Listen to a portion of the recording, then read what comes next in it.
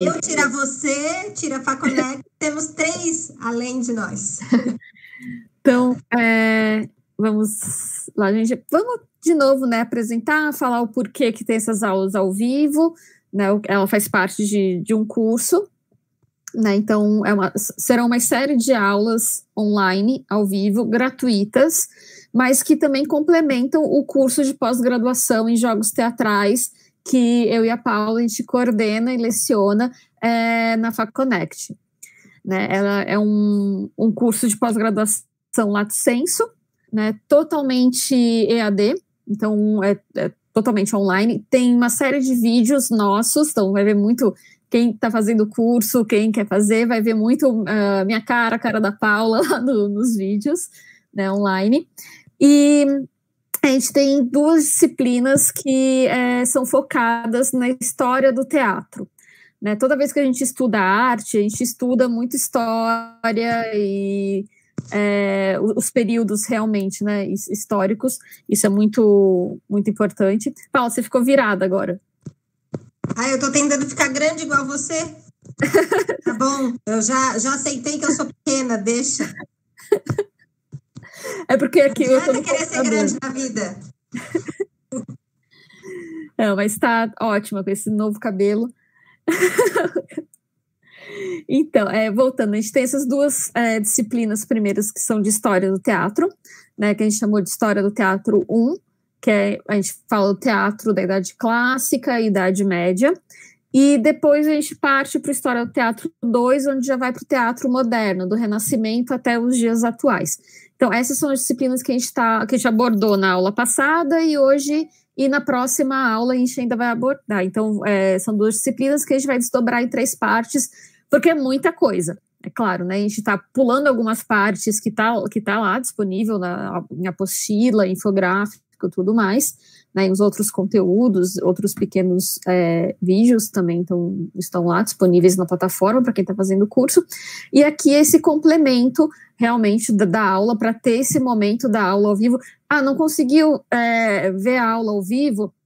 Fica lá, tá lá na plataforma para o aluno assistir depois, mas aqui é bom que aquele momento de você tirar a dúvida, né, tipo, manda ali no chat todas as dúvidas que aparecerem, às vezes, já fiz aquele módulo, ficou determinada dúvida, vem aqui, ainda não fiz, mas eu tenho curiosidade de tal ponto, coloca aqui também, assistiu a aula, né, tipo, assistiu a aula que estava gravada, na próxima aula, pode vir tirar dúvida da aula anterior, sem problemas, né. A única coisa que a gente não vai fazer aqui é fugir muito, né, do tema, né, proposto durante a apresentação, mas depois, naquele momento de perguntas e respostas, a gente é aberto para tirar dúvidas do curso em geral, né. Até na vez passada, na aula passada, a gente até falou um pouco mais já sobre os jogos, a Paula falou da palhaçaria um pouco mais, que não era o tema era História do Teatro Grego, mas a gente também já vai dando essas pinceladas, com certeza, em todas as aulas, né? Assim que tiver dúvida. Quer falar alguma coisa, Paula, dessa introdução? Não, eu acho que é isso mesmo. É um momento também da gente estar junto, né? Vocês conhecerem um pouquinho mais da gente, da nossa dinâmica também. E da gente escutar vocês também. Então, é importante vocês compartilharem dúvidas do curso, enfim, não só dessa aula. Aqui é um momento da gente se encontrar mesmo. Então, eu acho que é isso. E voltando, então, se apresentando, a gente vai me apresentar de novo, né, para quem não assistiu a aula passada e que está chegando agora aqui com a gente. Eu sou Cristiane Martins. Como eu falei, a Paula, a gente coordenou, a gente montou todo o curso e estamos também lecionando o curso de jogos teatrais, né, a pós-graduação em jogos teatrais. A nossa história, repetir um pouco o que eu já falei na aula passada, eu e a Paula, a gente tem um período de trajetória juntas, né, nós entramos na UDESC em 2002, nós quase 20 anos atrás, nós fizemos o curso de Educação Artística com habilitação em Artes Cênicas, né, nos formamos juntas em 2006, Depois daí a gente muda um pouco a nossa trajetória. Ambas fizemos mestrado. A Paula fez o mestrado na UDESC, na parte... Depois ela explica melhor, mas foi seguindo essa parte, né, do clown, da comédia, da palhaçaria. Eu fiz o meu mestrado na USP, já num outro tema, né, já falando sobre hibridismo de artes, né, essa mistura de artes cênicas com artes visuais, né, como que se imbriga essas duas linguagens, né, e fui trabalhar muito mais a linguagem híbrida. Então, a partir do teatro moderno, né, minha pesquisa ela é mais voltada para a partir do vanguardismo até os dias atuais, e hoje eu faço doutorado, né, também na USP, estou concluindo o doutorado, onde o meu tema agora também ele é o público, né, eu falo sobre espectador da obra de arte artivista, da performance urbana artivista, mais esse ponto, mas sempre, né, estudando e lecionando sobre a arte de uma forma geral. Outra coisa em comum, eu e a Paula, que a gente teve, que logo que a gente se formou, a gente começou a lecionar também, né, então a gente leciona desde 2007, nós somos professoras de educação artística não existe mais, de artes, né? Somos professoras de artes, em várias esferas, né, tanto em oficinas, tipo, tanto eu e a Paula, a gente já deu oficina em SESC, SESI, outros lugares, né, não só na escola formal. Também eu tive a oportunidade, né, de fazer o estágio, então eu lecionei na USP, né, eu dei aula para graduação em artes cênicas na USP. Também lá participo desde 2010 do Círculo, né, o grupo de estudos das linguagens híbridas da cena, e também eu faço parte do laboratório de práticas performativas da USP desde 2016. Né, e lá também a gente se encontra, são aulas, encontros de discussão, existe uma série de eventos dentro desses grupos. Desde 2013 eu trabalho também no mercado de arte, né, aqui em São Paulo, né, já trabalhei em algumas galerias, também tem um projeto que é o 20 Arte, que são mulheres na arte, então tudo ligado com arte, né, que é esse incentivo e fomento das mulheres artistas. Agora deixa a Paula se apresentar um pouquinho. Oi, pessoal, vamos ver quem está aqui. A Aline, a gente já deu oi. Oi, Jaqueline, boa noite, Marcos. O Egon, nosso parceiro também de graduação, de vida. O Corpo Casa, eu não sei quem é o Corpo Casa, eu perguntei ali agora. Ai, meu Deus, não sei quem é. É o Eduardo e o Guilherme. É o Eduardo, tá. Ai, que legal. Bem legal. Nossos colegas, o Dudu, nossos colegas de faculdade, de graduação. Então, vou me apresentar rapidinho também. Como a Cris falou, a gente fez graduação juntas e, além da graduação, uma vida de amizade, né? Até hoje, a graduação nos deu grandes amigos para a vida toda, né? Grandes parceiros de vida. Eu sou atriz, palhaça, então eu venho da prática, eu sou da prática. Tenho espetáculos que eu apresento, não agora na pandemia, alguns de forma online, a gente vai se reinventando. Trabalho viajando, circulando, fazendo turnês, e aí nessas viagens, nessas turnês, sempre oferecendo workshops, oficinas, cursos, né, de atuação, de palhaçaria. Meu grande foco é a comédia, a palhaçaria. Meu mestrado foi sobre a bobagem trágica em Shakespeare. Então, eu estudei os bobos, não só o bobo, a história, um pouco da história do bobo da corte, e aí eu trabalhei mais a fundo nos personagens cômicos de alguns textos de Shakespeare e a importância que esses personagens cômicos eles têm para a dramaturgia, para o desenvolvimento daquela peça, né? Como esse personagem não é só um personagem ali para fazer rir, mas que ele tem muito conhecimento, ele tem muita coisa por trás dessa piada, né? E aí eu desvendei um pouco isso dentro da dramaturgia do Shakespeare, né? E agora eu estou também professora da FURB, que é uma universidade regional aqui de Santa Catarina, da cidade de Blumenau. Sou professora de interpretação e E é isso. Estamos aqui agora.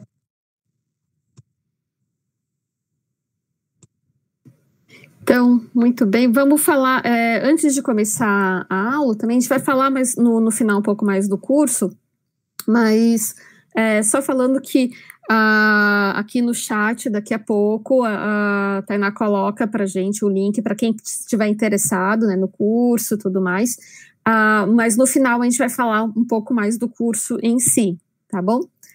Então, vamos começar, só falando um pouquinho, na aula passada a gente falou do teatro grego, né? Então, toda a parte de essa origem do teatro ocidental, do primeiro ator, né?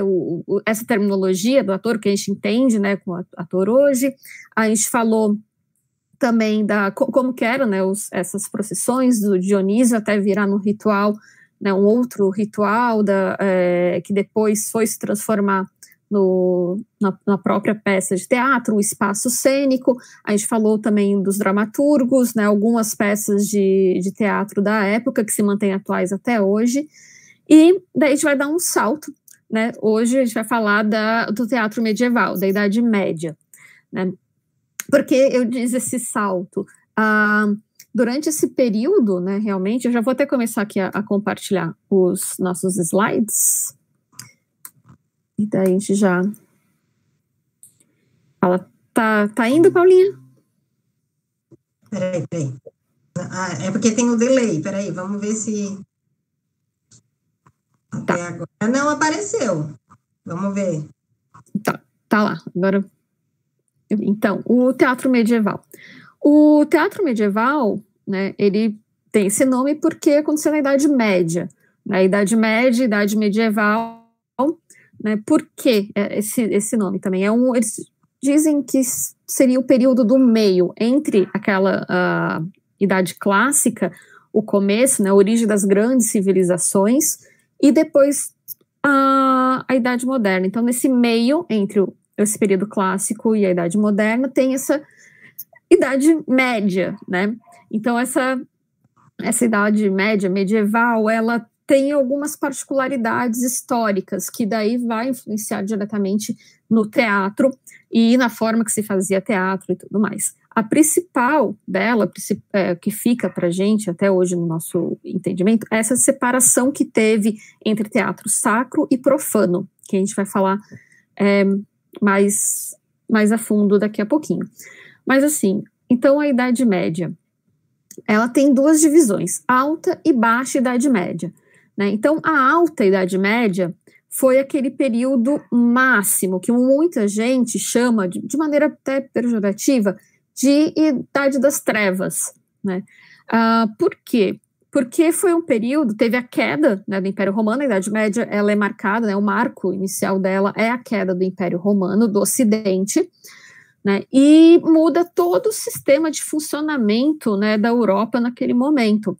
Então, antes tinha um grande império, o Império Romano, claro, tinha os povos ainda saxões, né, a Inglaterra já se formava, não, a Inglaterra, o Reino Unido já se formava, de certa forma, separado do Império Romano, mas quem dominava era o Império Romano.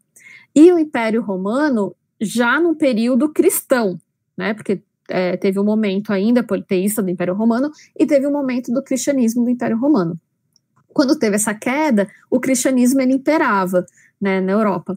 Então, a igreja, durante a Idade Média, já tinha um papel, desde o seu começo, muito forte, e permeou durante toda a trajetória da Idade Média, da alta até a baixa Idade Média, o cristianismo muito forte, a igreja católica com poder muito forte sobre a sociedade, sobre os cidadãos, e isso vai impactar também no teatro, né? Então, na alta Idade Média, o que aconteceu? Teve a queda do Império Romano, então os povos começaram a se sentir menos protegidos, né? Antes eles tinham aquela proteção do grande império, o imperador, o exército do império, tudo mais.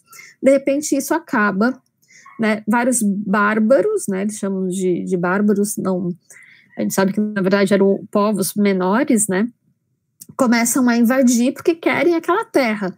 Então, o que as cidades começam a fazer? Começam a se proteger, né? Então, tem essa questão dos castelos, dos muros, as muralhas, surgem muito na Idade Média período, né, como uma proteção mesmo.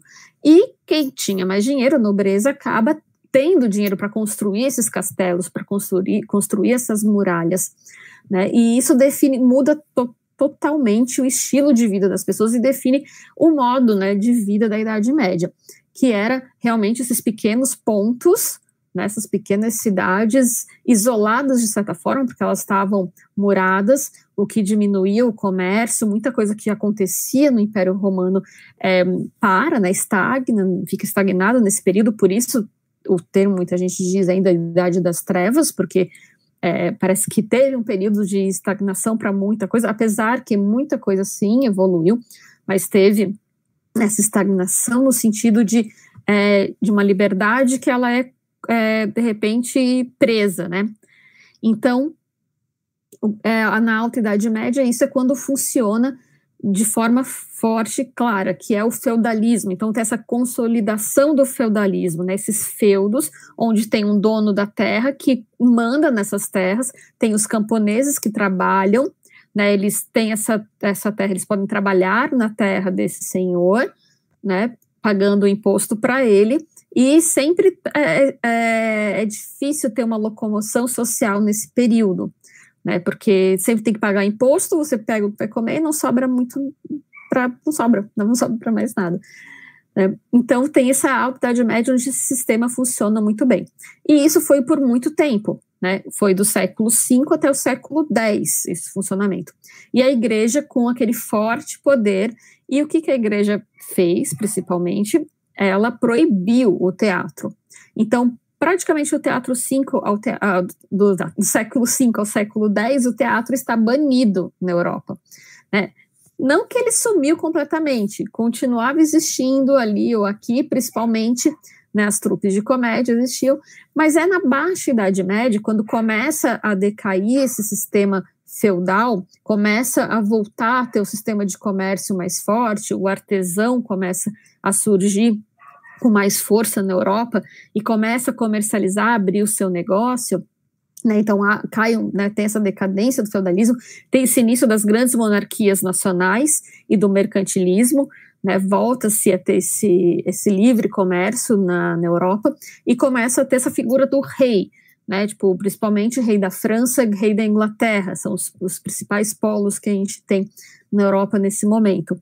Então eles começam a centralizar, abrir, né, sai desses murinhos ali, abre, né, começam a ter uma dominância maior, e daí o teatro volta, né, o teatro volta principalmente no século X, né, meio que o retorno, mas ainda é um retorno, né, não assim, tipo, voltou, né, de qualquer maneira. Eu até trouxe essa frase da Margot Bertold, que ela fala, o altar tornou-se o cenário do drama. Né? Então, o que aconteceu? O teatro ele foi retomado, né, nesse período do século X em diante, mas por causa das celebrações das festividades religiosas, principalmente Páscoa e Natal. Então, são os famosos autos de Natal e autos de Páscoa, né? Até hoje tem, né, em algumas cidades, principalmente interior, na Páscoa, toda aquela procissão, aquela peça super longa que faz toda a questão do Cristo sendo crucificado, a ressurreição, né, que é o que significa a Páscoa. Então, essas representações eram feitas principalmente nessa época. Era um período, né, Idade Média, que o povo não era letrado, né, então não sabiam ler. Então, como que passavam, né, toda essa mensagem da Bíblia? Através das encenações. Até então, as missas eram em latim, e muitos dos camponeses também não entendiam latim, né, esse era um outro problema, e as dramatizações começaram a ser feitas na língua que o povo falava. Então, a maneira mais fácil de entender já que na apresentação eles entendem, fala a língua que o povo fala ali, é a maneira que eles vão realmente entender como que funciona. Então, como que funciona a Bíblia, o que ela diz. Então, começou cada vez mais ter esse tipo de representação, mais num sentido de catequizar, né? E não necessariamente de fazer uma apresentação, né, tipo, artística, né, exemplar, com ótimos atores, nada disso. Era assim, o intento era outro. Características gerais desse teatro, tanto do sacro como do profano, que a gente vai falar mais para frente, era uma tradição oral, né? Então, as peças escritas, como a gente viu na aula passada, que já tinha lá na Grécia Antiga, aqui já não tem tanto, né? Depois a gente vai ver que, na verdade, se descobriu que tem, mas a tradição oral era muito mais forte. Por quê? O povo não sabia ler, não sabia escrever. Então, todas as histórias, todas as lendas, a própria Bíblia era falada, era lida. Alguém lia para alguém ou alguém que entendia reproduzia sem ler, né, oralmente. O caráter popular era para essa camada, né, da sociedade mais pobre entender, né? Então, era bem popular, mesmo sendo essas liturgias, essas peças sacras, né? Apresentado em igrejas e praças, mesmo as peças, né, do teatro sacro, teve um momento que saiu de dentro da igreja e foi também para as praças, e o profano sempre esteve na praça, né, nesses lugares públicos. Uso de máscara e personagens alegóricos, né, isso em ambos sempre teve, e união da dança, música e teatro, né? Então, começou a ter, né, tipo, tanto no teatro sacro como no profano, essa união, né, de dança, música e teatro, até para animar, um momento de entretenimento do próprio teatro. Então, esses dois teatros, eu falei, na Idade Média, né, a arte ela era feita para Deus, era uma arte religiosa, né? Então, o teatro ele era feito para representar os momentos bíblicos, né? O teatro sacro, a ideia dele era educar, catequizar e moralizar as pessoas. Tudo que não era nessa temática era considerado profano. Mesmo que, assim, não é que o tema era profano, que estava falando de alguma coisa, mas, assim, se não estava falando de Deus, não estava falando de religião, era profano. Então, essa era uma diferença. Né? Então, o teatro sacro tratava dos temas religiosos e o profano tratava das imoralidades cotidianas, né? E, como tratava mais dessa questão do cotidiano, ele ia mais para o cômico mesmo, né? E ele acontecia nas praças, enquanto o sacro acontecia muitas vezes dentro da igreja, mas também na frente das igrejas e nas praças. Agora, o drama litúrgico. Apesar de ter essa tradição oral, que eu falei antes dos povos, né, tipo, que eram povos mais pobres, tal, e não entendiam, não liam, não escreviam, apesar disso, em 1887, já no século XIX, Carl Jung, ele reuniu, né, todas as dramatizações litúrgicas que foram escritas pelo clero, né, a maioria delas foi escrita pelo clero, e ele juntou 224 dramatizações. Claro, a maioria delas fala sobre o Alto de Natal e o Alto de Páscoa, né, mas eram formas de interpretar. Então, muitas igrejas, né, tinham alguém dentro da própria igreja responsável por fazer essas apresentações teatrais. E escreveram, né? Claro, ainda não tinha, né, a escrita dramatúrgica, como a gente entende hoje, como se tinha também na Grécia, era uma coisa muito mais amadora, né? Eles colocavam algumas falas, algumas anotações, mas olha o tanto, né? Eram apenas 2 temas, a gente conseguia ter 224 dramatizações escritas, né? Então, apesar de ser oral, ainda tinha essa quantidade muito grande de registro que a gente conseguiu, né, resgatar até hoje. Provavelmente na época existiu muito mais e se perdeu, mas a gente consegue, graças ao CAR, a reunir hoje, né, e visualizar todas essas dramatizações escritas. Né? Então, o teatro sacro, eles dividem-se em algumas etapas, digamos assim, alguns estilos, né? Etapas porque ele foi mudando ao longo do tempo. Então, a gente tem o drama litúrgico, né? O drama litúrgico, ele foi o primeiro, né, que foi criado, né, drama dentro da própria igreja.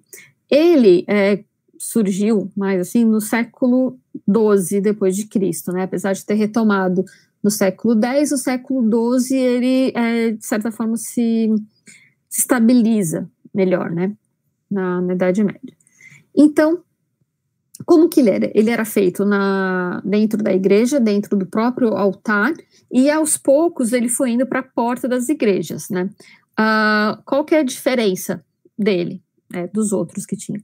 Ainda eram os enredos com histórias bíblicas, representações feitas nos dias das festas religiosas, então Páscoa, Natal, Corpus Christi, eu não sei direito os pontos religiosos, mas eu sei que era um outro momento. As datas eram um pouco diferentes do que a gente tem hoje, né? A gente sabe que o calendário vai mudando, mas era sempre em datas bem específicas. Então, os principais sempre foram esses, Natal e Páscoa, mas tiveram alguns outros, né? Alguns feitos de santos que aconteceram, então, aconteceu isso. Agora, não sei exatamente dizer, me fugiu o nome de algum santo, para ver como eu sou religiosa. Mas, enfim, foram evoluindo para não só questões de Cristo, mas também para todos esse rol, né, de santos que existem na Igreja Católica. Né? Quem fazia isso? Eram as confrarias, né? O que eram as confrarias? Eram grupos, geralmente, feitos por pessoas da igreja, ou, né, pessoas que frequentavam muito a igreja, e fazia esses grupos. Então, não chegava a ser um grupo específico, porque não fazia sempre as mesmas apresentações, né? Faziam aquela naquele período. No outro ano, eram outras pessoas que entravam nessa confraria. Só que essa confraria pertencia à igreja. Então, por exemplo, a igreja Santo Grau tinha a confraria dela. Mesmo que mude de um ano para o outro quem são as pessoas que vão estar lá, ela era aquela confraria daquela igreja. Então, os nobres que doavam para a igreja o dinheiro para fazer esses autos, doavam para aquela confraria.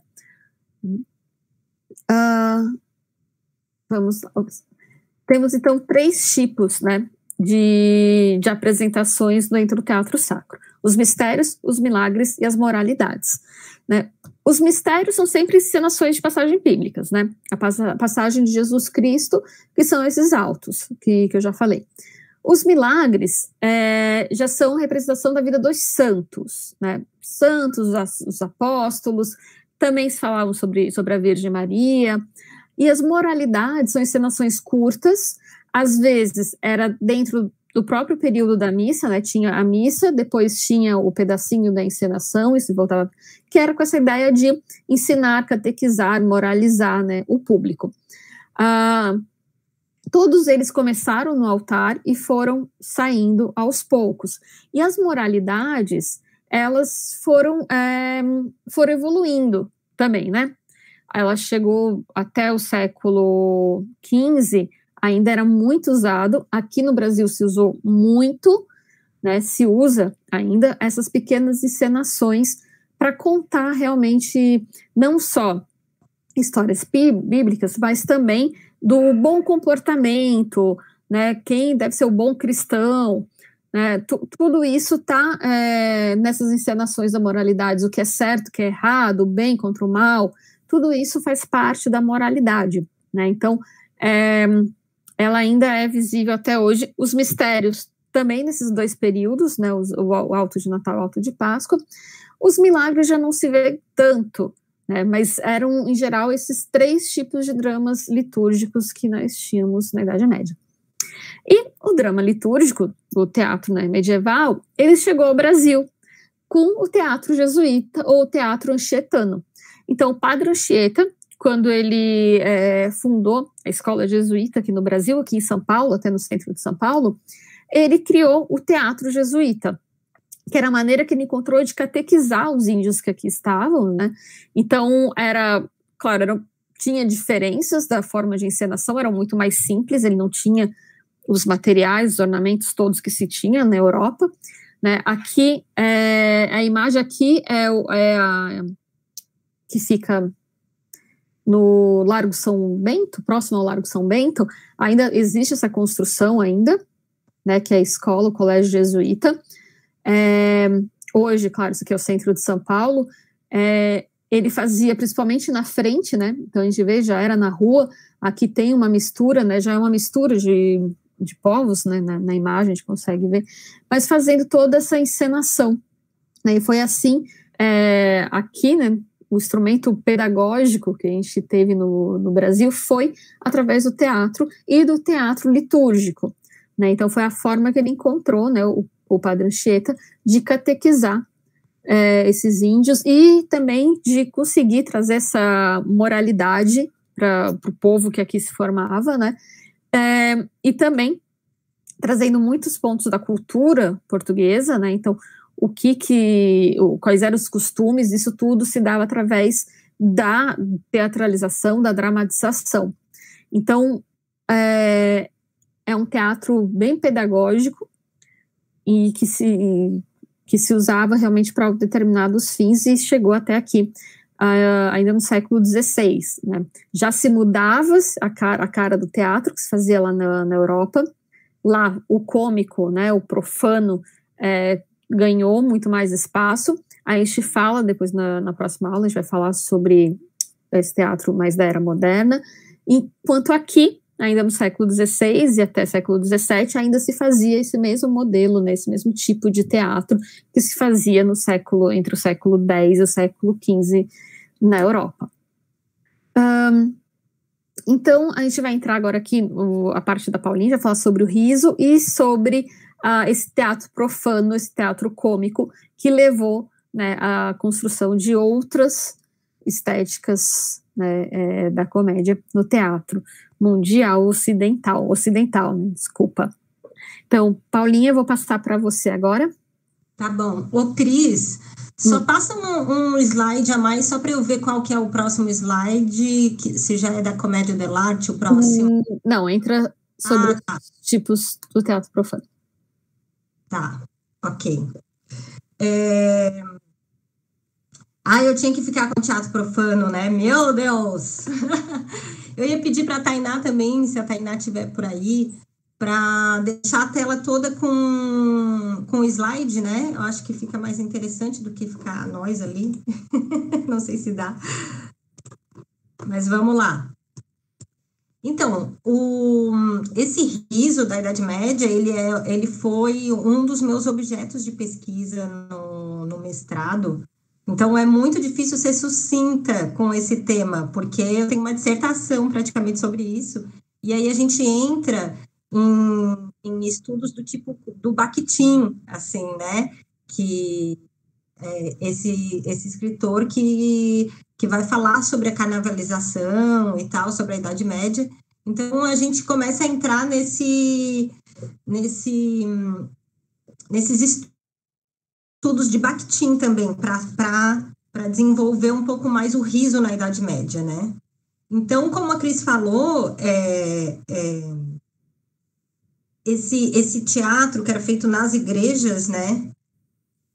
E depois passou para a rua, na verdade, não existe essa divisão, assim, né? É tudo meio que junto, né? Então, ao mesmo tempo que estava na igreja, já foi para a rua. Essa necessidade de ter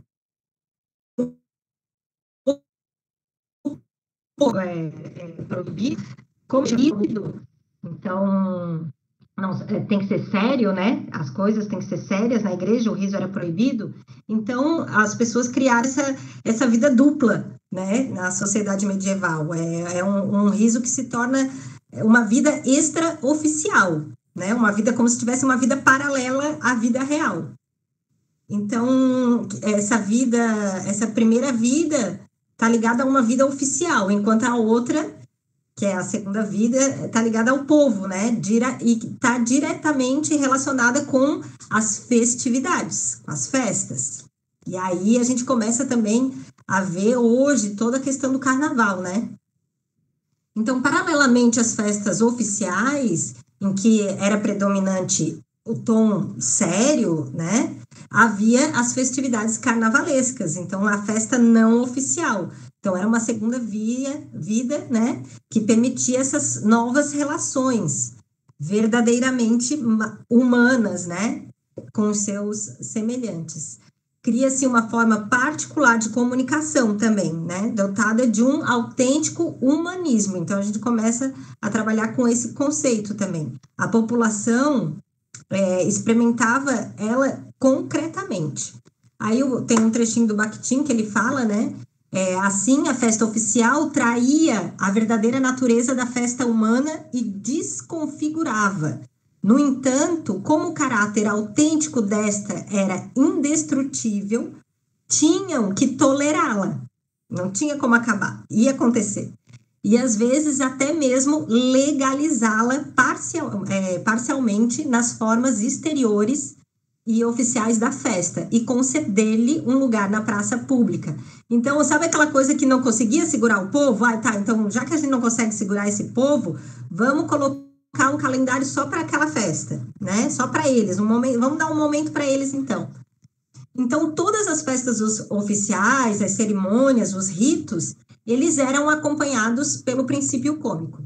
Esse princípio cômico era autorizado pelo que eles chamam de riso pasqual, risus pasqualis, que permitia a paródia da Bíblia e do Evangelho, né? Existem alguns manuscritos que abrangem toda essa ideologia da igreja e os seus ritos, só que num princípio cômico. Então, tudo que era passado na festa ou nos ritos oficiais, eles traziam a mesma coisa, só que de um aspecto cômico, né? O inverso, né?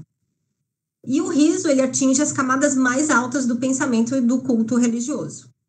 A paródia sacra era um gênero literário consagrado pela tradição e até mesmo tolerado, né? Pela igreja, como eu disse, ela deu esse lugarzinho, né, para eles, já que não tinha como contê-los. Nos conter. Mesmo que certas formas carnavalescas fossem uma paródia do culto religioso, ainda assim eram exteriores à igreja e à religião, compunham uma particularidade da vida cotidiana. Foi exatamente por pertencer a uma cultura extraoficial que a cultura cômica se diferenciou pelo seu radicalismo e liberdade, né? Então, ao proibir que o riso tivesse acesso a qualquer domínio oficial da vida e das ideias, a Idade Média lhe conferiu, em compensação, privilégios excepcionais de licença e impunidade fora desses limites. Na praça pública, durante as festas, na literatura recreativa, por exemplo. O riso medieval se beneficiou com isso, né? Já que deixou um pouquinho, então ele vai lá, sabe? E aproveita.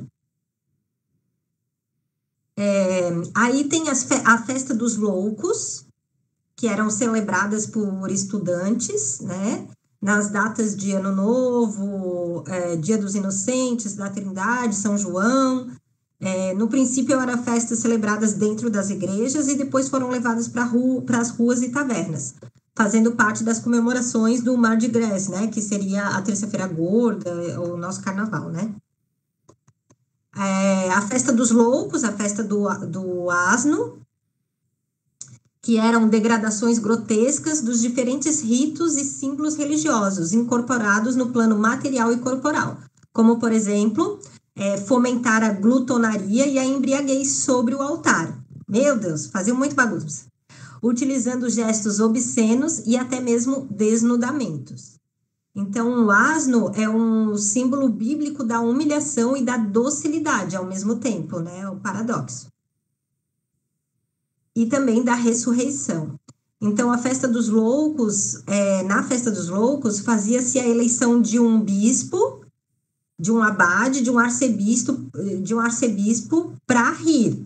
E nas igrejas, sob a autoridade direta do Papa, elegia-se um Papa para rir. Essa abertura da igreja, ela vinha do chamado, como a gente falou, do riso pascual, né, que admitia essas brincadeiras no interior da igreja. Então, imagina só, do alto do púlpito, o padre permitia-se toda espécie de histórias e brincadeiras, a fim de obrigar os paroquianos, após um longo jejum e uma longa abstinência, a rir com alegria, e esse riso era um renascimento feliz. A festa dos tolos também era uma manifestação alegre, livre de tolice, né? Então, celebrá-la não era apenas uma libertação do dia a dia, da rotina, né? Mas, igualmente, uma libertação das ideias religiosas. Porque a tolice, ela era uma oposição a essa seriedade imposta pela igreja, né? Da piedade, do temor divino, né? Então, o Bakhtin fala também a tolice sendo o reverso da sabedoria, o reverso da verdade.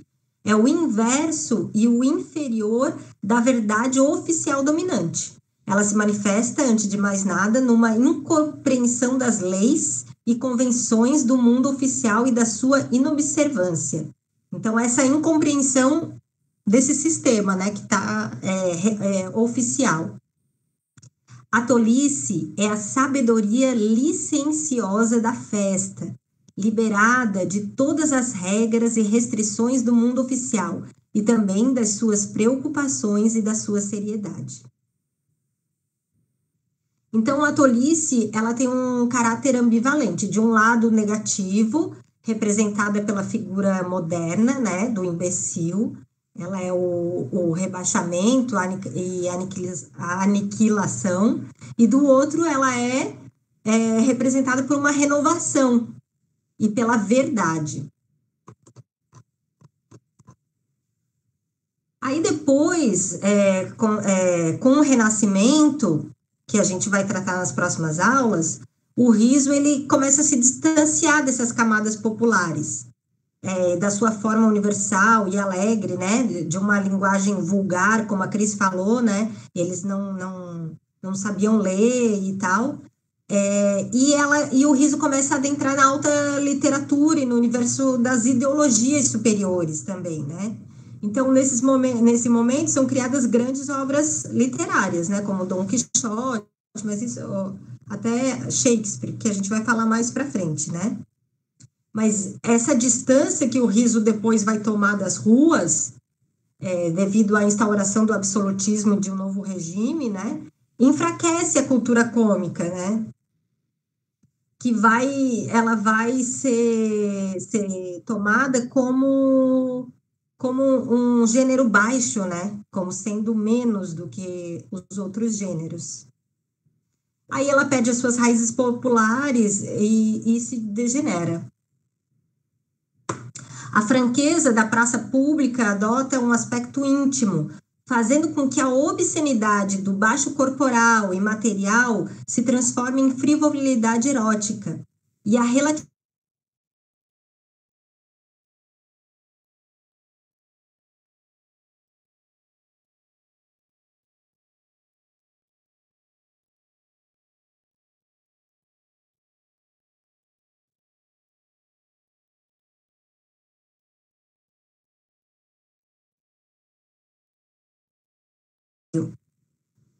revelada por meio do riso possui seu caráter particular.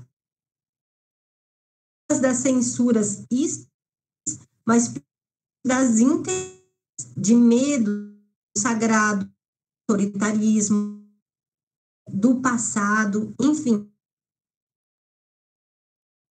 milhares de anos. Essa concepção influenciava radicalmente a visão e o pensamento das pessoas sobre o mundo. Sua condição social era renegada mesmo que temporariamente, fazendo-as vislumbrar o mundo a partir de uma percepção cômica. Mas qual seria essa percepção cômica, né? Para Bakhtin seria essa percepção carnavalesca, composta por um riso popular, ambivalente, como eu falei lá antes, né? Positivo, que expressa a opinião sobre o mundo em plena evolução, no qual estão incluídos os que riem. Essa comunhão criada durante as festas na Idade Média, devido à abolição provisória das diferenças e das hierarquias, criava uma comunicação entre as pessoas impossível de ser exercida no cotidiano, que apenas nesse momento eles conseguiam tal liberdade, né? Essa comunicação familiar era bastante específica da Idade Média, daquele tempo, né? Impossível de pôr em prática na vida moderna, pois perdemos o caráter universal e a concepção profunda de mundo. Naquela época, o cósmico, o social e o corporal estavam ligados indissoluvelmente numa totalidade viva e indivisível. Então, hoje, quando a gente traz discussões sobre o carnaval, se o homem deve se fantasiar de mulher, né? Até que ponto o riso, todas as questões sobre o riso, hoje, né? Eu acho que esses questionamentos, eles têm que vir com base nessa transformação que a gente teve enquanto seres humanos na sociedade. Então, a visão carnavalesca que eles tinham na Idade Média não é a visão que a gente tem hoje. Aqui, como eu falei, né? Essa visão universal a gente não tem mais. Com o Renascimento foi colocado em caixinhas, né? E como eu falei, o riso livre se tornou um riso erótico, né? Então, a gente tem que pensar desde antes, desde a Idade Média, como que esse riso foi evoluindo, como que chegou até hoje, e por que hoje a gente não pode mais, no carnaval, o homem não pode mais se vestir de mulher, não que não pode mais, mas por que a gente está questionando essas coisas hoje, né? Enfim, mas não vamos entrar agora nesse assunto, porque vai longe. Pode mudar aí, Cris.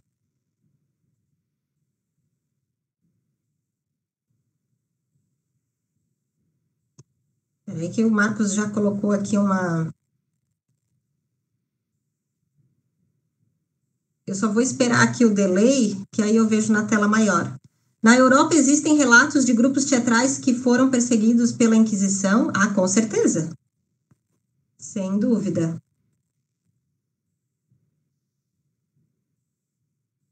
Acho que a gente pode passar, Cris, que essas aí são mais... Eu falei um pouquinho, né? A gente já pode ir para...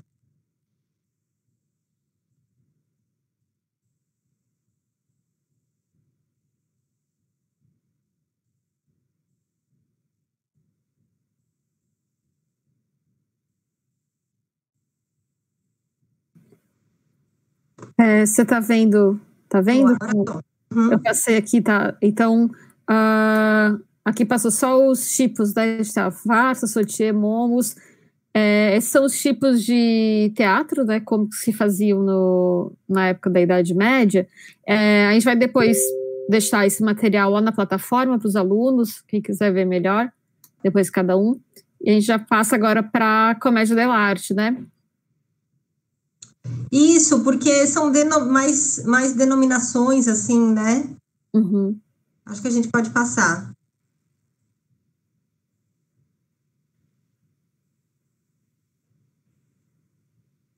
Isso aí eu também já falei. Eu passei que ele está com um pouquinho de delay. Tá.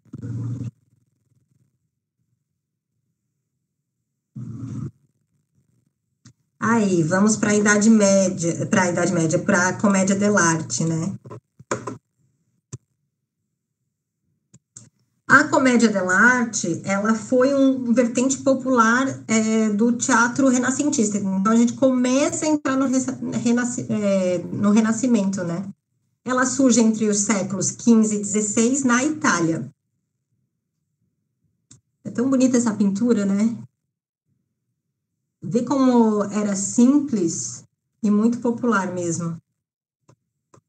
Suas apresentações eram realizadas nas ruas e praças públicas e partiam sempre de um roteiro, o canovaccio, onde os atores interpretavam seus personagens e contavam uma história usando muitos elementos da comédia e acrobacias e tinham total liberdade para improvisar e interagir com o público. Então, assim, não tinha aquela grande dramaturgia, né? Eles tinham roteiros, mas tinha fala, não era só pantomima, tinha bastante fala. E os atores, eles tinham personagens fixos, né? que a gente vai falar um pouquinho depois. O interessante de falar dele, por que a gente colocou a comédia dell'arte aqui, né, junto com o teatro medieval? Porque foi de uma série de estéticas, né, do teatro profano, teatro cômico da Idade Média, né, que foi dar origem ao que depois foi chamado de comédia dell'arte, né? Então, por mais que ele seja no período do Renascimento, ele traz muitas características que veio vindo da Idade Média e que a gente vê até hoje. Isso. E também porque, assim, a gente está falando do teatro ocidental, né? E a comédia dell'arte é algo muito específico ali da Itália. Depois ela vai para a França, tem apresentações em outros países e tal, mas ela foi muito forte na Itália. Então é um recorte mesmo, né? Porque foi como é que eu vou dizer? Também, né? Uma forma teatral muito famosa, muito popular e com uma técnica muito própria, né? E aí, por exemplo, que eles chamam de Lazzi, Lazzi, era um momento do improviso, por exemplo, os Lazzi, né? Era um momento só para improvisar. Então, quando tinha, aí lá no roteiro vai ter, momento do Lazzi, que é um momento que o ator vai improvisar com a plateia, né? Aí começa a mostrar suas habilidades também, os truques que eles sabem fazer, sai um pouco do roteiro, sabe? Um momento total de improviso. Esses personagens, eles eram caricaturados, tipificados e estereotipados. As personagens representadas eram divididas em 3 categorias: os enamorados, os velhos e os criados, chamados Zanis, né? A palavra provavelmente deriva de Giovanni, é um nome típico do camponês italiano, né? E os personagens mais importantes, o Arlequim, Pantaleão, aqui tem a Putinella, o Dottore, né? A Colombina, por exemplo. É interessante destacar, deixa eu pegar o meu livro aqui, que eu tenho um livro muito legal, que é esse manual mínimo do ator aqui, ó, do Dario Fo. Ele é um livro muito legal, e aí ele fala um pouquinho o Dario Fo é um grande estudioso da comédia dell'arte, né? E aí ele fala ele coloca que esses personagens, os que usavam as máscaras e que eram ridicularizados eram o povo. Assim, os grandes, numa hierarquia, né, eles eram levados a sério, assim. Então, quem era ridicularizado eram as profissões do povo, assim, né? O doutor, o serviçal, enfim. As características gerais, assim, né? Então, ele é cômico, né? É um teatro cômico e satírico. Essa questão do improviso é muito forte na comédia dell'arte. O uso das máscaras, que a gente vai falar um pouquinho depois, que são muito importantes, essas máscaras expressivas. A representação de estereótipos sociais por meio de arquétipos corporais.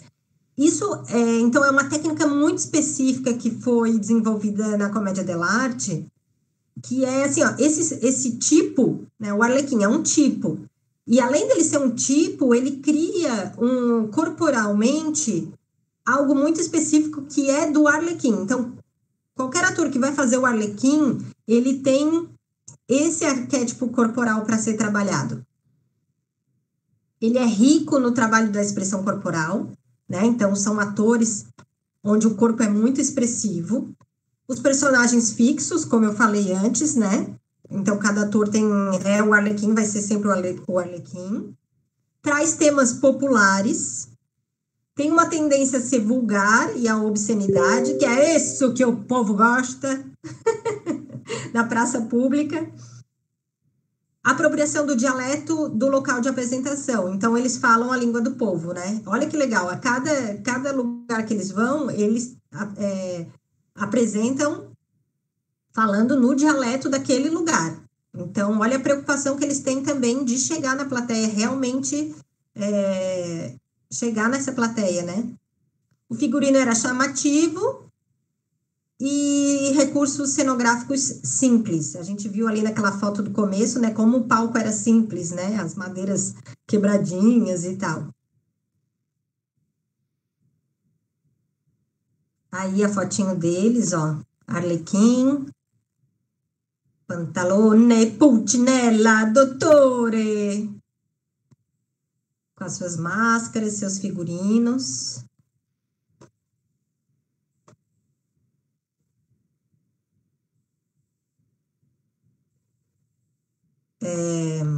Então, as máscaras, né? Como eram importantes aqui o uso delas. Aí tem uma questão amórfica, assim, dessa mistura do animal, sabe? Do animal e do humano. Aí eu peguei algumas características, assim, por exemplo, o capitano, a mistura do cão perdigueiro, um mastim napolitano e o rosto de um homem. E é legal que o ator ações desse animal também, né? Então, o cão perdigueiro tá sempre atento, né? Quando ele vê a presa, esse corpo que está em estado de alerta, né? Então, o ator, ele começa a botar experimentar no seu corpo e na sua expressão corporal ali, na sua partitura da cena, começa a colocar também essa expressão desse animal, né? O pantalone, que é a mistura do homem com galo, peru ou galinha. Então, ó, tu vê, aí já trabalha a partir dessas características do animal, né? O arlequim é a mistura do gato e macaco, então é ágil, né? Dá saltos, se pendura. O briguela é a mistura de cão e gato, alvoroçado, assim. O doutor é uma mistura com porco. Já é glutão, né? Já é mais um glutão. Aí, briguela e dottore. O dottore geralmente é mais velho, já é um senhor. E aí tem essa tendência de ser mais gordinho, assim, de ser mais glutão mesmo. Pode passar, Cris. Aí só uma curiosidade também, que é essa grande atriz, Isabella Andreini, que foi uma grande cômica da companhia dos Gelosi, e a única mulher aceita como membro em nada menos que 4 academias. Academias são grupos, por exemplo, né? Isso é interessante a gente falar, que, por exemplo, a comédia dell'arte, ela está muito ligada, quase como se fosse uma associação. Pode deixar o vídeo rolando, Cris, enquanto eu falo, sem o áudio? Esse é o Dario Fo, que é o autor desse livro que eu mostrei. E aí ele fazendo alguns personagens da comédia dell'arte. Não sei se dá, será que dá? Acho que dá, né? Ah, não, é o filme do Arlequim, né? O do Dario Fo é outro. Esse é o Arlequim, servidor de 2 anos, né? Pode deixar rolando também. Tem os personagens e tal. Ó, deve ser o Dottore ali, né? Pela máscara. O cara tocando violão. Olha que legal. Muito legal. Então, esse vídeo que vocês estão vendo tem na internet, né? No YouTube. Arlequim, servidor de 2 patrões. Aí no português é Arlequim, servidor de 2 amos. Do Carlo Goldoni, e é de 1973. Olha que linda essa máscara, nossa. Mas, enfim, o Dario Fo, ele fala que a comédia dell'arte, ela tem esse aspecto como se ela fosse uma sociedade. A associação dos cômicos da rua Bem TV. Só que é assim, a associação da comédia dell'arte. Então, assim, eles tinham autorização para ir na rua apresentar. E todos os outros que não faziam parte dessa associação da comédia dell'arte, eles eram expulsos mesmo. Então, quem fazia parte, tinham várias academias ou grupos de comédia dell'arte que fundavam essa associação da comédia dell'arte, né? E quem não participava dela não podia apresentar na praça. Então, era expulso, tinha que ter autorização. E também uma coisa que o Dario Fo coloca aqui, que quebra um pouco com a ideia de que as companhias, elas eram pobres, ou os atores eram, como é que eu vou dizer, saltimbancos, ou cafetões, analfabetos, coisas assim. Ele diz que não. Que as companhias que eram, tipo, miseráveis, coisas assim, que não tem nada a ver, que, na verdade, eles eram pessoas muito cultas, bem preparadas e com um gosto moderno. E elas até, com pesquisa, sabe, eram inovadoras também. Ele conta um caso que eu acho bem interessante, que uma companhia da Itália, eu acho que é esse Gelosi também, o rei da França, Henrique III, ele, depois de passar por Veneza e ver a companhia dos Gelosi, ele disse que quer uma apresentação deles lá na França. E aí eles vão para a França, imagina eles com as carroças passando os Alpes, gente, de carroça. Aí chega na França. Só que no meio do caminho, um bando de huguenotes, que na época eram os protestantes da França, né? Eles sequestram a companhia. Sequestra todo mundo. E diz que só vai liberar os cômicos se eles liberarem os huguenotes que estão presos lá na França. Que tem um conflito deles lá com os protestantes. São os protestantes. E diz que só vai liberar os cômicos se liberarem os que estão presos.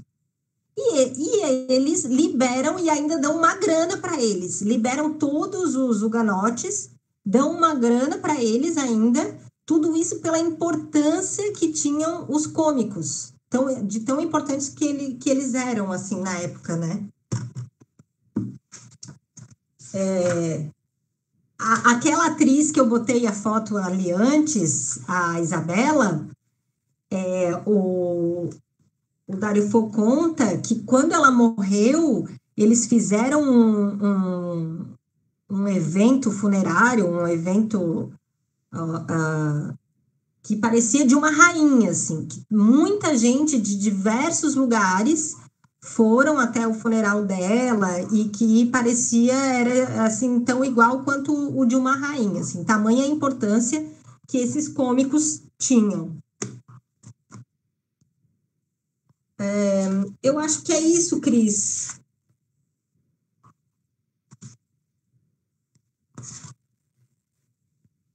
É legal falar também que que essas máscaras, elas já vêm também lá da nossa outra aula, que a gente falou do teatro grego, né? E como essas máscaras também têm a questão da projeção vocal, elas também têm esse estudo, né?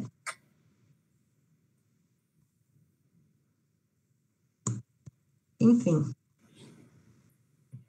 Então, gente, agora a gente vai mandar para vocês aqui no chat um linkzinho para vocês responderem o que ficou de mais marcante dessa aula para vocês, né? Foi até engraçado que tem um emoji, eu nem sabia que tinha esse emoji, mas ele tem a ver com a máscara que a Paula estava falando. Que eu não tinha visto ele, eu não conhecia ele até hoje, mas eu fiquei assim, nossa, para ver como até hoje a gente tem ainda esses resquícios fortes, né? Que a gente pensa às vezes que é novo e tá lá, tipo, vem coisas que vêm da Grécia, coisas que vêm da Idade Média, que vêm do Renascimento. E a comédia dell'arte é extremamente né, é importante para a gente entender a comédia hoje. Tem muito disso ainda, a gente estuda até hoje, né, na faculdade, máscaras, teatro de animação, que vem muito dessa época, né, o mimo, a questão do corporal. A Aline perguntou, e os bufões, Paula? Enquanto isso, vão respondendo o link aqui, entrem no Clap e respondam, por favor, que a gente vai. Então, os bufões, eu tenho uma dissertação, tá? É só procurar ali no Google, tem uma dissertação sobre os bufões, porque aí tem vários tipos, né, de bufões, e eles foram muito comuns na Idade Média mesmo. Então, tinham os bufões que eram os bufões naturais, que eram aqueles que tinham deformações naturais, que eram irreais. Então, o anão, ou a pessoa que perdia uma perna, enfim, que tinha uma corcunda, que realmente era da pessoa, tinham esses bufões naturais. Então, por eles serem fora do padrão, o lugar que eles tinham era o lugar da comédia, né? Da rua, do povo. E tinham os bufões artificiais, que eram aqueles que não tinham uma deformidade, mas tinham uma habilidade. Então, que sabiam cantar muito, fazer malabares, acrobacias e tal, que também estavam ali junto, né? Que eram artistas da rua, assim, né?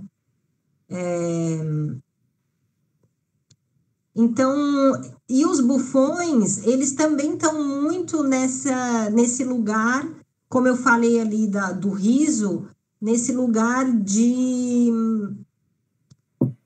trazer a verdade e trazer a humanidade à frente, né? Então, ele é o carnaval puro. Ele está mostrando para a gente o nosso baixo material, como diz Bakhtin, né?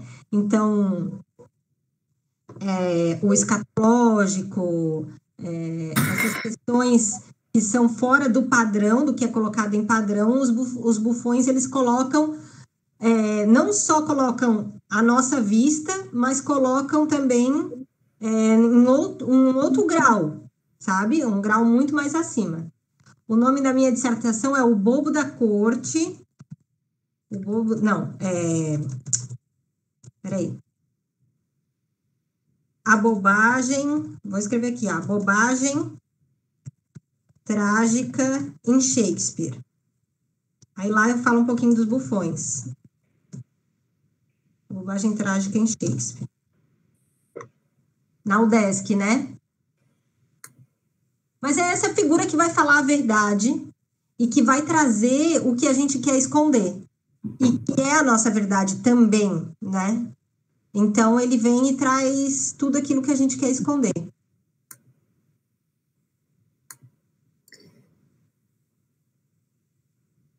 Então, deixa eu voltar aqui a compartilhar. Então, vamos lá, gente. Quem puder, vai respondendo, né, ali no nosso link para participar, né, da nossa aula, para saber o que ficou para você de aprendizado nessa aula. Vamos lá, tá aqui. Vamos socializar nesse momento. Então, só lembrando, assim, tem o Facebook da Ethos EAD, que é a nossa plataforma, né, que a gente criou esse curso, da FaConnect, o Instagram, Ethos_EAD, FaConnect_EAD, e o canal do YouTube da FaConnect, que vai ter, né, tipo, todas as aulas aqui pelo canal da FaConnect. Se inscreve no canal, tá o seu joinha, coloca o sininho para saber, né, quando vai ter mais aulas. E vamos, né, também agora aqui o nosso agradecimento pela participação, né, de toda essa aula, essa 1 hora já aqui com a gente, né, tem as pessoas que estão aqui com a gente desde o começo. E vamos falar um pouco agora do curso, mesmo para quem tem interesse, quer saber um pouco mais. Então, eu vou até abrir aqui com vocês. Deixa eu ver se eu consigo mostrar um pouco do curso. Tá? Então, é uma pós-graduação, né, EAD, Lato Sensu, completamente online. Então, deixa eu até compartilhar aqui um pouco para vocês verem a carinha da plataforma e as disciplinas. Então, a gente tem a disciplina de Introdução à História do Teatro 1, Introdução à História do Teatro 2, Conceitos, Planejamento e Preparação dos Jogos, Aplicabilidade dos Jogos, Improvisação Corporal, Jogos de Palhaçaria, e fica também aqui as aulas ao vivo, né? Fica a gravação das aulas para vocês verem. Dá uma palhinha aqui, por exemplo. Eu entro aqui em conceitos, planejamento e preparação dos jogos. Então, eu tenho toda uma parte que fala sobre os conceitos de jogos, os jogos educacionais, né, ludicidade, tem as leituras complementares e tem as aulas, né? As aulas são vídeos, vocês conseguem ver pela plataforma, né? São várias aulas de vídeo. Eu vou ver se eu consigo tocar aqui em silêncio. Ops, está com áudio. Tá, vou deixar vou tirar o áudio, deixar rolando. Claro, pode ampliar, tem a gente falando. Então, vai ter sempre um videozinho da aula falando sobre o conteúdo. Então, são vários, cada disciplina tem uma série, né, de vídeos, tem apostilas, né, a gente trabalha muito com o flipbook e tem as atividades, né. Então, no caso, por exemplo, essa disciplina, deixa eu passar aqui para a atividade da disciplina, a parte 1. Então, a gente vai ter, não sei se eu posso cortar o vídeo assim, então vai ter sempre uma parte prática das atividades, que é realizar a sua ficha de jogo, né, deixa eu só ver o que a Aline está falando que não consegue acessar a dissertação, né. E depois eu vejo se eu consigo mandar o link. Tá. Ok, depois a Paula manda o link. Então, falando assim, voltando das atividades aqui, como que funciona, vai ter sempre uma parte prática também para o aluno fazer. Então, a atividade é sempre realizar um vídeo de 2, 5 minutos, mostrando na prática a aplicação do vídeo, né, do jogo criado anteriormente. Então, você cria a ficha, depois você faz o vídeo. A disciplina, por exemplo, deixa eu voltar aqui. A gente tem peraí, estou indo no lugar errado. Por exemplo, na disciplina, vamos de jogos de palhaçaria. Jogos de palhaçaria, tá aqui também a apresentação, tem a apostila, né? A apostila também tá em flipbook, depois eu passo aqui para vocês verem, tem 2 apostilas. As aulas, aqui são todos os vídeos das aulas, e daí tem atividade também é prática, né? Então, a gente, por mais que seja um curso EAD, totalmente EAD, a gente, para ter essa proximidade, a gente fez essas atividades práticas. Então, não é só responder um questionário, não é, você vai lá e vai colocar um pouco na prática aquilo que você fez. Então, também é realizar um vídeo, né, uma cena, manda esse videozinho e a gente vê esse vídeo, avalia ele através da plataforma. Então, são 7 módulos. Deixa eu passar aqui um pouquinho para vocês terem uma ideia, mais ou menos, de como que são as apostilas de cada disciplina. Essa daqui é a apostila Surgimento da Bobagem. Vocês podem baixar, né? Os alunos podem baixar em PDF, mas também pode ler como um flipbook, né? Para quem quiser ler. Então, tem todo o conteúdo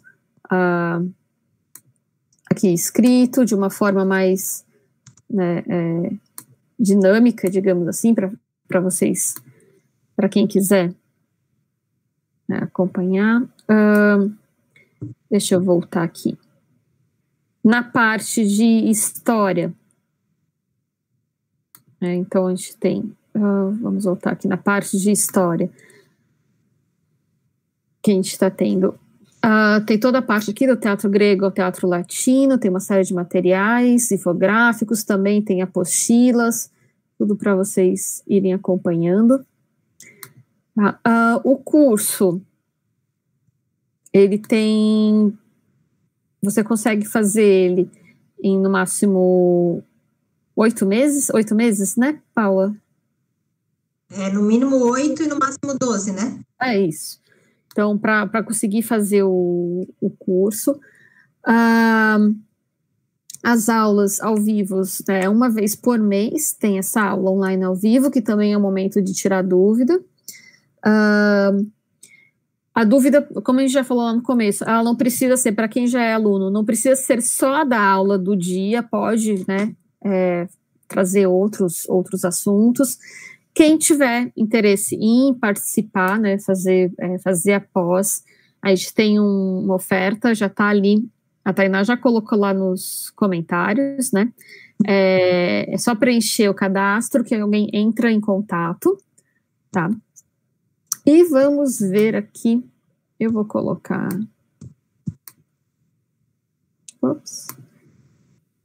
vai falando um pouco mais do curso aí, Paulo, enquanto eu vou colocando aqui. É um curso muito legal, tem professoras ótimas. Não, mas a ideia do curso pode ser tanto para professores, quanto para artistas, quanto para... Não só professores de artes, né?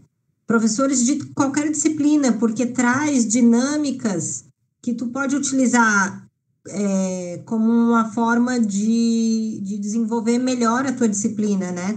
Compartilhar melhor do teu conhecimento com os alunos. A partir desses jogos, né? E como tem essa questão prática dos vídeos, traz muito material para você utilizar em sala de aula. Então, não é só aquela teoria. Traz coisas bem concretas, né? Que você pode pegar e fazer, testar com seus alunos mesmo, assim. Isso que é bem interessante desse curso.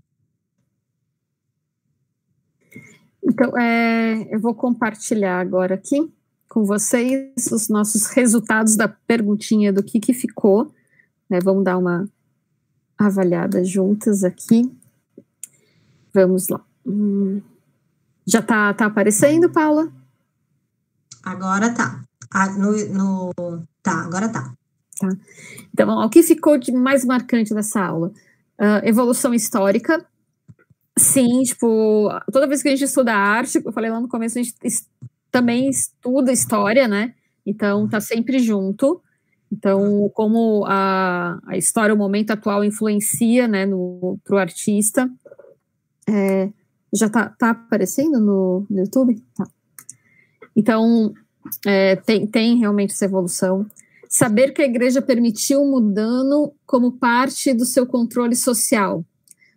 Sim, isso é muito forte. Na Idade Média, a gente vê que a igreja dominava todos os setores e dominou a arte também e usou, né, fez uso da própria arte como uma maneira de educar, né, passar os seus dogmas, né, e da forma que ela queria para todo mundo, né. Vai falando também, Paula. A comédia sempre fazendo sucesso entre o povo. Por isso que eu sou famosa, gente. Eu faço comédia. Os mascaramentos, legal. Comédia. Né? Comédia e o carnaval, o riso. A força da igreja na sociedade. É bem isso, gente. É bem isso mesmo. Sim, vamos encerrando novamente. Muito obrigada. Gente, qualquer coisa, ó, gostou da aula? Gostou da proposta, do curso? Passa para o amigo, compartilha com quem você quiser. Tem o link, a Tainá colocou aqui o link nos comentários. Manda o link para quem vocês conhecem, que você acha que é interessante, que possa se interessar por fazer uma pós, que está precisando fazer, que está precisando de aperfeiçoamento, né? É de outra área, mas está querendo, tipo, entender um pouco mais. porque é um curso que não é só para quem fez artes, para quem fez teatro, né? Para o corpo docente inteiro, você pode aplicar os jogos teatrais às mais diversas disciplinas, né? Então, é matemática, história, geografia, pode aplicar. Vai ter aula... a Aline perguntou, vai ter aula ao vivo das outras disciplinas? Vai desse núcleo específico, tá? De táticas de ensino superior, tem aula ao vivo também? Não. As matérias que são de núcleo comum, metodologia, didática, inclusão, e tem mais uma, esqueci, elas não têm aula ao vivo. O que vai ter aula ao vivo? A história do teatro, né, a gente vai dar em 3 aulas, acho que a próxima aula ainda vai ser história do teatro. O Renascimento, né? Renascimento até modernidade, né? Vai ser por aí. Depois a gente já entra por jogos, né? Então, a Viola Spolin. Depois a gente vai para improvisação e jogos de palhaçaria. Né? Então, essas aulas vão ser assim. Claro, a gente vai vendo que precisa dividir um pouco mais de aula, a gente vai também fornecendo para vocês, com certeza, mais aula, mais conteúdo. Mas essa parte de núcleo comum, não. Tá? Só realmente dessa parte específica, esse que eu passei para vocês agora, que eu mostrei ali na plataforma. Tá? Então, assim, passem, compartilhem. Espero vocês na próxima aula. Então, final de março, a gente está aqui de novo juntinho com vocês. Tragam mais gente, quanto mais gente, melhor. Né? E é isso, muito obrigada mesmo para todo mundo que ficou aqui com a gente hoje e que vai nos assistir depois a aula gravada. Eu também quero mandar um beijo, agradecer a todo mundo. Qualquer coisa a gente está aí, né, para tirar dúvidas, e a gente se vê na próxima aula. Muito obrigada. Um beijo.